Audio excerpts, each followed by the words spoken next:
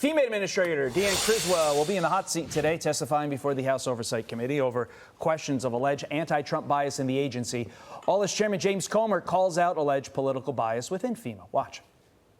It appears that this is a pattern of misbehavior by FEMA employees who were instructed, do not help people in affluent neighborhoods, do not help people with Trump signs in their yards or Trump flags or anything that would give the impression that they were not a supporter of the Democrat machine. Former Florida Attorney General Pam Bondi joins me now. Pam, what questions would you ask the FEMA administrator? Well, I think they need to find out if it's systemic, and it sounds like it is. Right now, there's one woman who, of course, has been fired and saying that she was a scapegoat, and it goes much higher than that.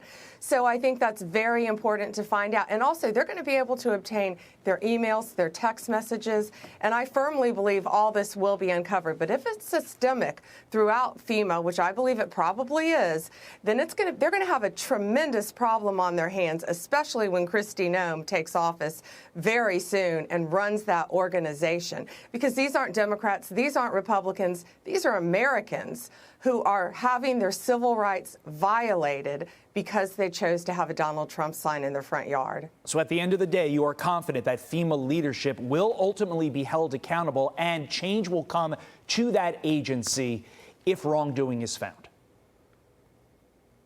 Absolutely, and after January 20th, major change is going to come. Understood.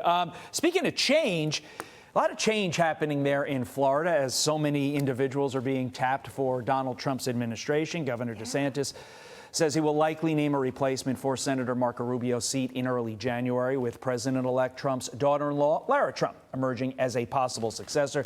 A long list of other individuals. I'm going to put you on the spot here, Pam. You are tapped in. You know Florida politics. You know how the game is played down there.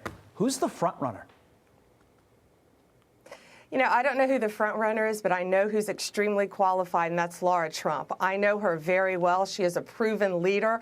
I worked with her and Mike Whatley on the RNC. They helped stop this voter fraud throughout the country. They got the vote out. They protected the vote. No one works as hard as Lara Trump. I can't be objective because she's also my friend. She's a mom. She's a great wife, and she would be a tremendous leader for the state of Florida. And we're blessed to have Lara in our state with us. Other individuals being under consideration: Jeanette Nunez, Ashley Moody, Jose Oliva, James Utmeyer, just to name a few.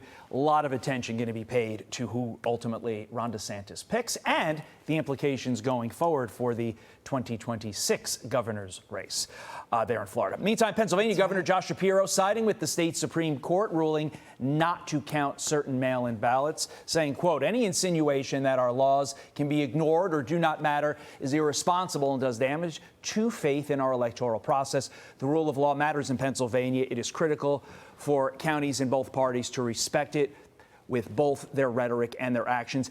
Look, I understand that Josh Shapiro could be running for could be running for president in a few years, but that is an important statement for the Democrat governor to make in this situation. But remember, this all comes after the Bucks County commissioner said, quote, people violate laws anytime they want, Pam.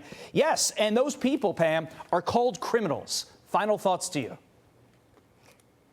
Yeah, that's right. And, you know, the RNC, Lara Trump, Mike Whatley worked very hard with a whole team of lawyers in Pennsylvania to be sure the rules were followed. And that's why Dave McCormick won. And remember, Josh Shapiro was also Attorney General. We were AGs together. So he was the chief legal officer for the state of Pennsylvania.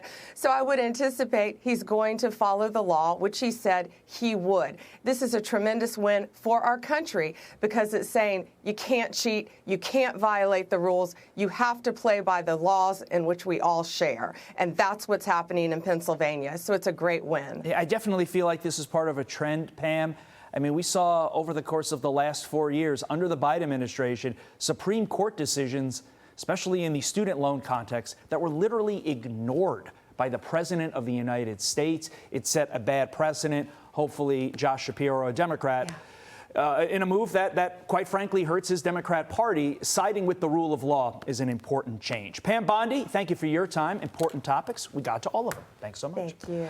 I'm Steve Ducey. I'm Brian Kilmeade. And I'm Ainsley Earhart. And click here to subscribe to the Fox News YouTube page to catch our hottest interviews and most compelling analysis.